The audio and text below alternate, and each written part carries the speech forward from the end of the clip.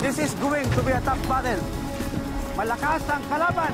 Delikado ang mission natin, kaya ngayon pa lang, magpaalam na kayo sa inyong mga mahal sa buhay.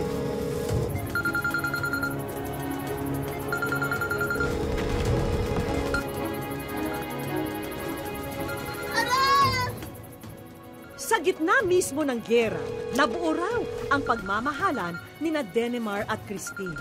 Kapwa sundalo ang magkasintahan at kakabit ng kanilang pag-iibigan, ang takot at pangamba na sa bawat misyong kanilang pinapasukan, ito na ang magiging dahilan ng kanilang huling pagkikita. Hello? Hello?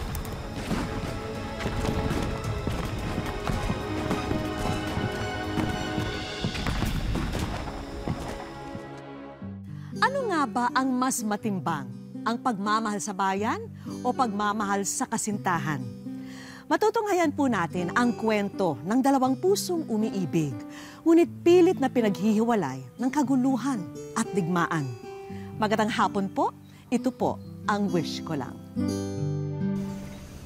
At Is, magpahinga muna kayo.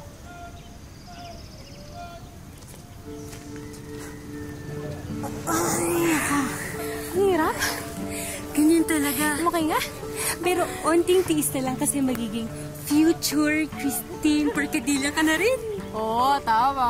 Oo, diba? Private Jennifer de los Santos. Oo. Pero, bago ang bayan, nauhaw na ako. May tubig ka. Tama. Nakalimutan ko sa loob eh. Sorry. Pagkakataon mo lang habang nakapain na sila. Ulan na. Busy kayo. Mamaya na lang. Ginawa mo naman, Brad. Nasa bakbakan, walang urungan. Pero pagdating pala sticks ang pinag-uusapan, surrender agad. Di kasi... Sino? Lalaki. Tingnan mo. Ang cute kaya niya, please. Yung mukhang tuod. Ito siya. Yung cute, tingnan mo. Ito siya. Ay, may maniwala. Sige, maniwala. Miss, sorry. Napapansin ko kasi na parang nauuhaw kayo. Ito, miss, magtubig ka muna. Ay, thank you. Hindi ko tatanggihan to kasi uhaw na talaga ako. Promise. Lang.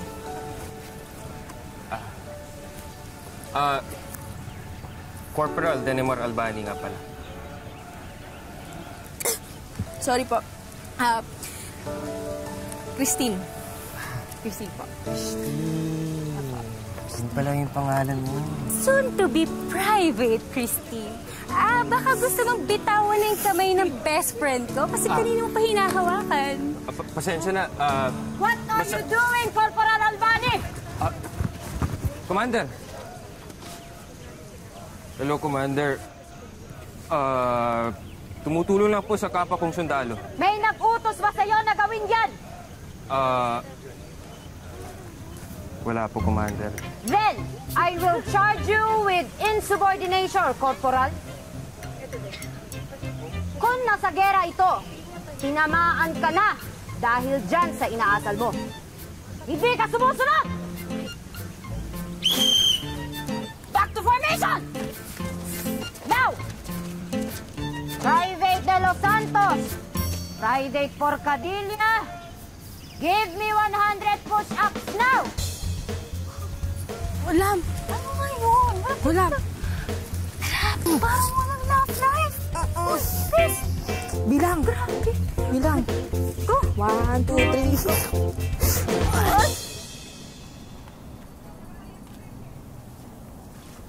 Aba, kanina pa nananalamin ng anak ko May pinaghahanda ang labang ka ba? Ay, wala po na. Nag-aayos lang po. Nag-aayos ka ibibilad mo lang din naman sa araw. O, baka naman may nagpapatula sa maganda kong dalaga. Ay, wala. Nag-aayos lang. May manliligaw na agad.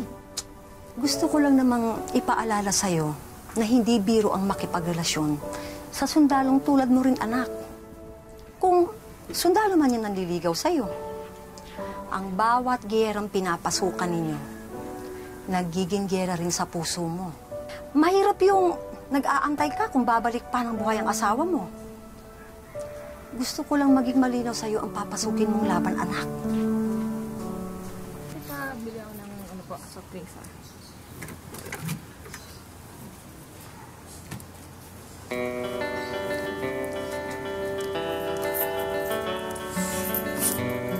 Salamat po. Ay, ate, sandali lang. MJ, pakiabot nga yung ano dyan. Okay na. Miss, Sa akin po to? Oo, may nagpapabigay lang. Ano daw eh. It's an order daw eh.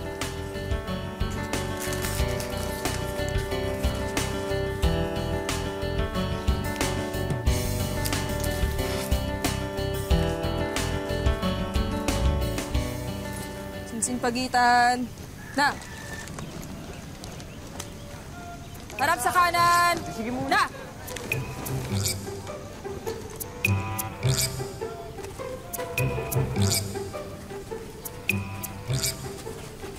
Harap sa kaliwa!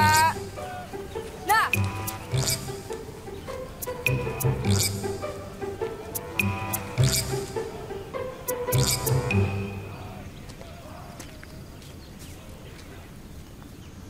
May nakakatawa ba, Private? Ma'am, request for permission to sound of ma'am. Sound off! Ma'am, wala po, ma'am.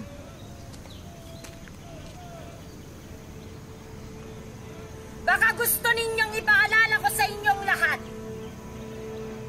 na gera ang pupuntahan natin. Pagdating sa laban, ang bayan ang inuuna. Private Porcadillas, ayan ang dapat na isinasa puso mo. Understand? Ma'am, request permission to sound of ma'am. Sound off! Ma'am, yes, ma'am. Nang dahil sa ginawa ng inyong kasama, 500 push-ups now! Except you!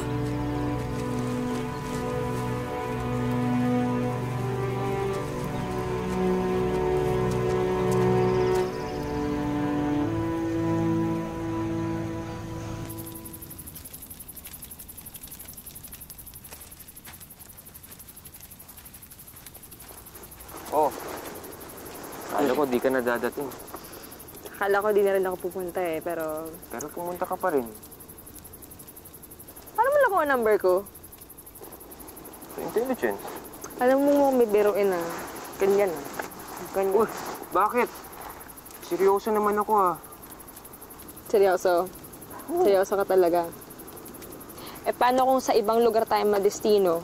O kaya, paano kung ilang buwan, o ilang linggo, o ilang taon tayo hindi makita? Paano kung makakasiguro na loyal ka? Yun naman pala eh. Naku, ngayon pa lang nagsiselos ka na. Paano pa kaya kung tayo na? O sige, ito, Christine. May ibibigay ako sa'yo. Okay?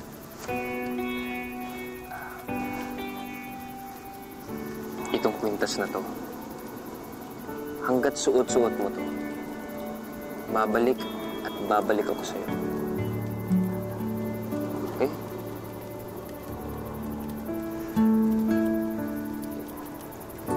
Okay. At ito naman, hanggat nasa akin pa to, ang ibig sabihin, sa'yo pa rin ako ng buong buo.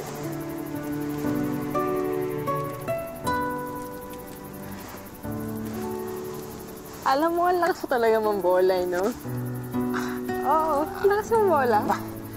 It's the truth. Totoo naman eh. Alam mo, konting na lang, mabobola mo na ako eh. Konti na lang. Talaga ah. Kung mga konti pa, mga... Talaga, ilan pa? Mga...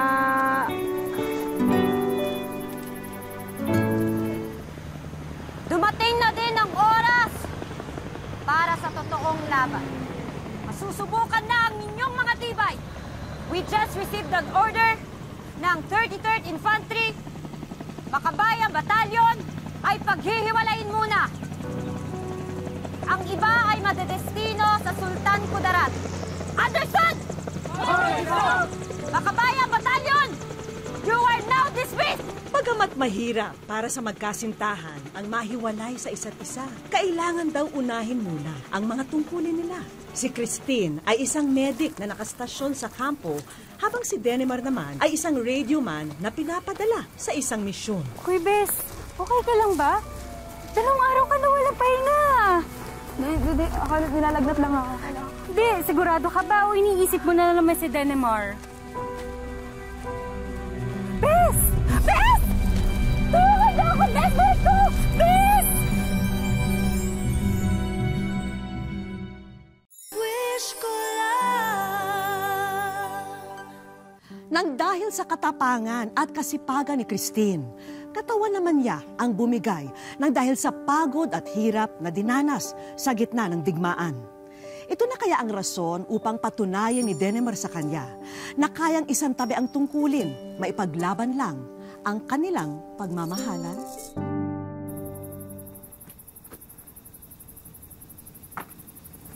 Bes.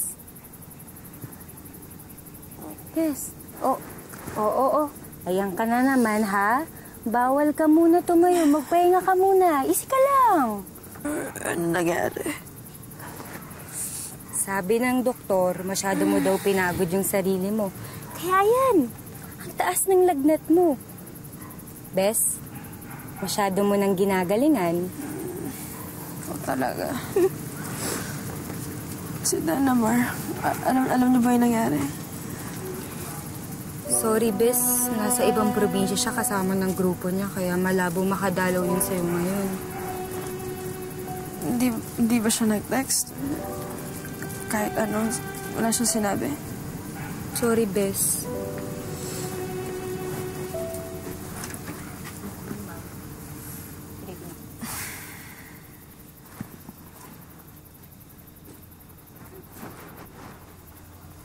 Ma'am. You may dismiss, Private. Ma'am, yes, ma'am.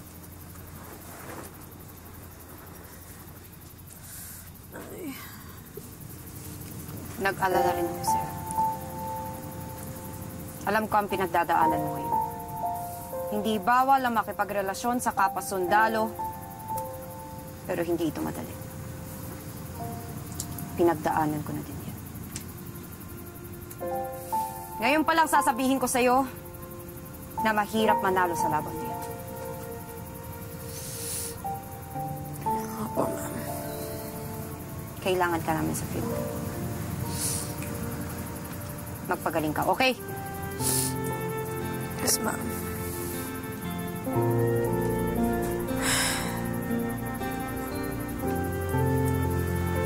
Naitama ko pala kayo. Ang hirap pala ng dalawang ipinaglalaban mo. Siguro, mas mabuti na yung nagkahiwalay kami ni Denemar.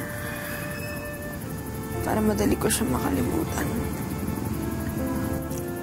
Anak, hindi naman ako tutol sa kung anong nararamdaman ng puso mo. Ayaw ko lang na masaktan ka. Basta ipangako mo sa akin na iingatan mo ang sarili mo. Hapanay.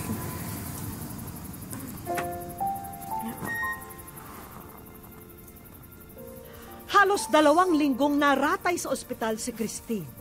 Ngunit ni minsan, hindi siya dinalaw ni Denemar. Kaya napagtanto niya na bago bumalik sa duty, tutudukan na niya ang kanilang relasyon. Okay, men. This is going to be a tough battle. Delikado ang mission natin, kaya ngayon pa lang. Magpaalam na kayo sa inyong mga mahal sa buhay. Okay, men. Move.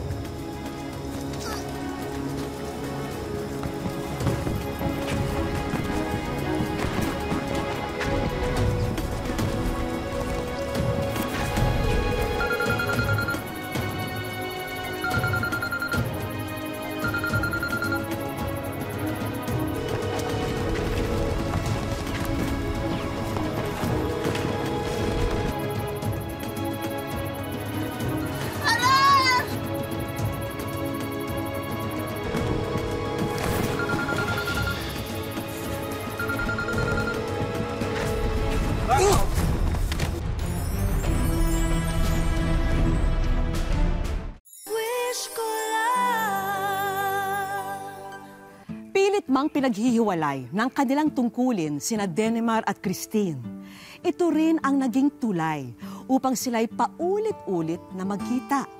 At hindi rin inaasahan ni Christine na titibok muli ang kanyang puso para umibig kahit na pilit niyang tinalikuran ang magmahal muli. Hello? Hello? Hello?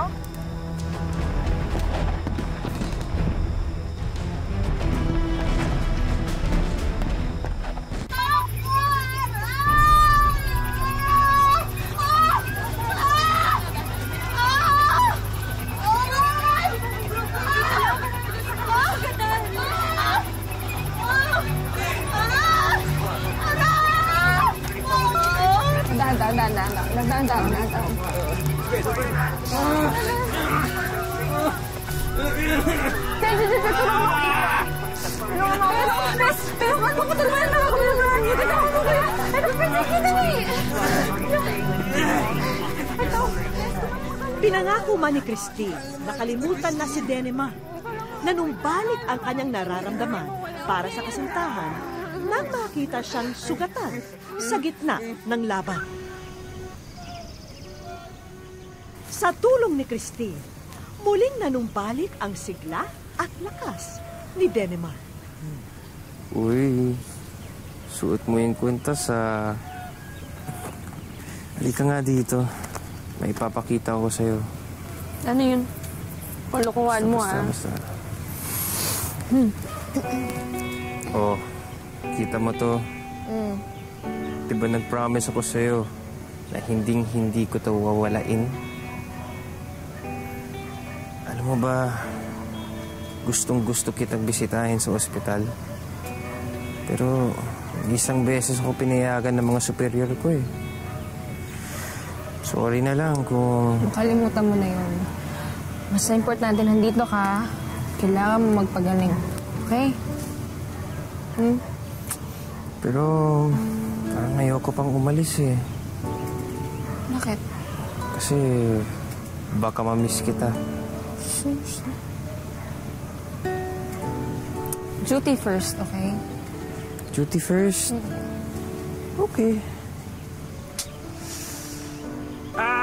Aray. May masakit. Saan? Tulong. Saan? Uy! Aray, Saan masakit? Dito. Sa pisngi. Saan? Sa pisngi, masakit. Ikaw niluloko mo ko eh. Sige na, masakit eh. Sige na nga. Isa lang Isa lang talaga. Kailangan ko pagaling. Yes, Commander. Promise. Promise? Oo, promise. Aray, medic? Oo. Medic? May problema tayo? Parang gusto ko rin ng halik. Hoy! Gusto mo nito? Isa ka pa? Isa ka pa? Sakit din. Sa kanya ka magpahalik ko.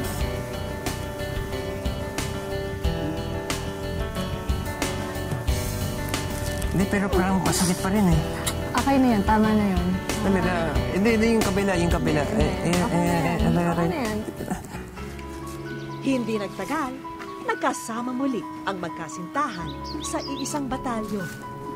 Pero ang hindi alam ni Christine, iba ang pakay ni Denemar sa misyong ito. Sigurado ba kayong okay na? Sige na, kami nang bahala dito. Kinakabahan ako.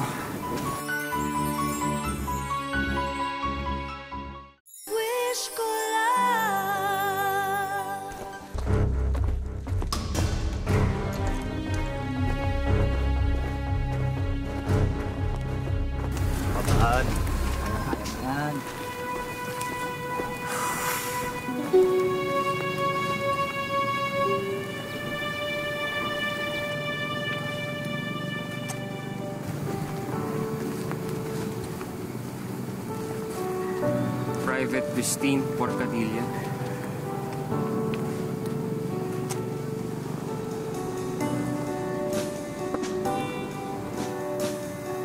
Will you marry me?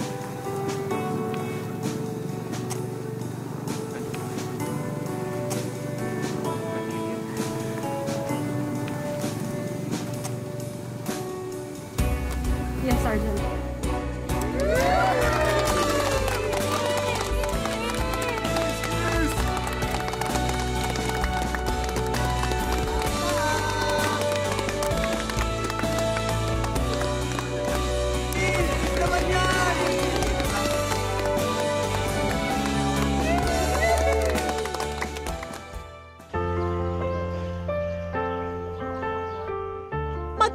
buwan na ang nakakalipas mula nang ibigay ni Private Christine kay Corporal Denimar ang matamis niyang oo.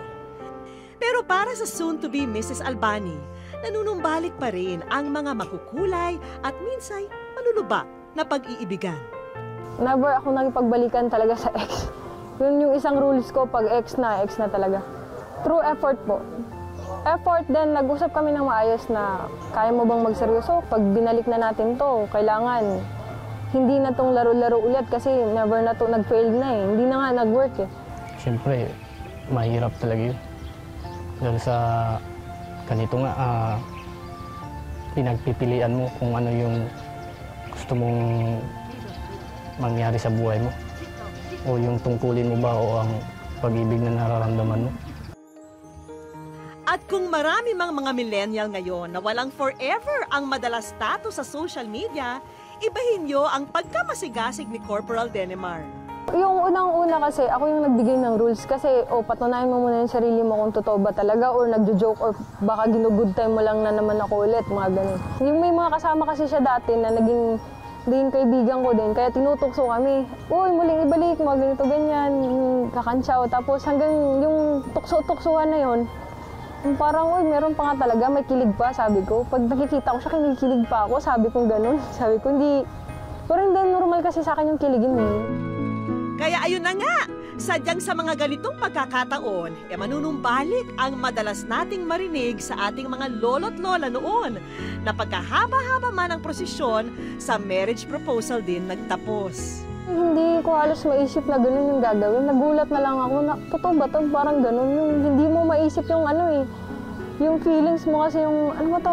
Parang ikaw lang yung isang taong nandun sa harap niya na parang hindi mo alam yung isasagot. Yung shock talaga, tapos yung sigawan ng tropa niyo. Maramdaman mo talaga yung kilig din ba? Kinakabahan ako nun. Pag nagnuto, papaya talaga ako. Ibig sabihin nun, hindi talaga kami. Private Christine Porcadilla. Will you marry me? Kaya naman nang marinig ni Corporal Denimar ang tugon ni Private Christine na... Yes, Sergeant!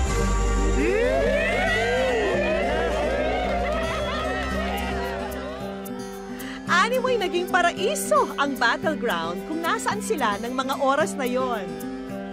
Kahit ang bigat yung dala mo, nakangiti ka ba habang naglalakad kayo pa uwi? Kasi yung maramdaman mo din sa kasama mo. Kasi hindi nga sila yung niluhudan eh. Pero yung ngiti nila, abot eh nga. Ganun din yung nararamdaman ko. Abot, langit yung tuwa ko, sir. Kasi mahal na mahal ko siya, sir eh. Kaya sayang-saya ko dun, sir. Doon, lalo niya akong minahal ng lubusan eh. Kumbaga, nasa 101% na eh. Congratulate natin si Corporal Denimar Albani at si Private Porcadilla. Maging ang battalion commander ng kanilang kampo, agad iginawad ang approval to marry para kina Denimar at Christine. May kasabihan na nga na all is fair in love and war. Sa pagkakataong ito, kailangan mong isantabi ang lahat ng pag-aalinlangan para pagtagumpayan ang isinisigaw ng iyong puso. Ito ang pinatunayan ng love story ni Denimar at Christine. Gusto ko lang i-express yung nararamdaman ko sa kanya. Kung gaano ko siya kamahal. At siguro, swerte na rin na ganito yung nangyari. Imposible yung babae mag-no sa kanya, promise. Samahan niyo kami, magpapatrolya po yung tropa ng 33rd IB. Dito po. Nakatakdang magpatrolya ang grupo ni Corporal Denimar, pero bago pa man sila makalabas ng kampo, isang pamilyar na tanawin ang bumungad sa kanila. Okay, men! Harap na sa likod! Na! Kayo ay nasa wish ko lang. Akala ko propose ulit. Tuwang-tuwa ako, sir, na hindi ko ma-expect, sir, na totoo pala yung may wish ko lang, sir. Overwhelming po talaga kasi. Doon na nga namin nalaman na sa isang buwan na pala ang plano nila para magpakasal. Pero wala pang nasisimulan na kahit anong preparasyon. Ang ideal gawin ko siguro yung gusto ko, yung ako yung pinakamagandang babae sa araw na yun. Yun lang yung talagang pangarap ko. Buti na lang at nandyan ang Fabulous 3 ng Takurong Sultan Kudarat para bumak up. Dito sa isang event center, sunod kaming lumapag. Kasama rin ang ilang malalapit na tao sa buhay nila. Wow! At mas excited pa yata ang entourage nyo sa inyo, ah. Na-inspired ako doon sa story ninyo at naantig ako doon sa may nangyari. So, ako ay magbibigay sa'yo ng regalo. So, ako nung sasagot sa'yo ng gown. Isang wedding gown na nakadisplay ang bukod tangi niyang nilapitan. Iba raw kasi ang pakiramdam niya sa trahe de boda na ito. Pasado naman kaya ito sa mga kasama ni Christine na umaastang mga kritiko sa susuotin ng bride. Si Denemar, kapansin-pansin na hanggang tenga ang ngiti sa bumungad sa kanya. First time ko siya nakita nakasuot ng wedding dress. Maganda yung design, yung prefer ko yung dress na ganyan kasi malaki yung braso niya. Mukha at saka yung niya, nag-iba ba? Para nanging artista. Ang future groom, ano naman kayang masasabi niya? Yung napili ko agad, yung napansin ko agad na dress niya, yung sinuot niya. Na-excite ako na makita kung gaano kaganda tignan kung nasuot niya na. Nagagandahan talaga ako. Nag-yes na sa dress si Christine. Tignan naman natin kung papasa sa kanila ang trial makeup ng bride-to-be. Cool na cool ang ating makeup artist, ha? Kahit na may Armalite ang isa sa mga kasama ni Christine. At ang hatol ng mga kaibigan ni Christine... Wow! Ano, garahin mo na? Aba si Denemar, ha? Wala pa man sa altar, kilig na kilig na. Alam gumanda eh. Hindi ako makapaniwala na ganun pala yung kanon. Pag inayusan ka, lalo pa lang gumaganda eh. I am so blessed. Tapos maraming thank you po sa lahat. Lalong-lalo na po doon sa nag-sponsor po sa lahat na ito po. Thank you po na wala nakakaiyak. Itodo na natin to dahil para makapture lahat ng magagandang alaala sa araw ng inyong kasal, hindi nyo na rin po problemahin ang professional photographer.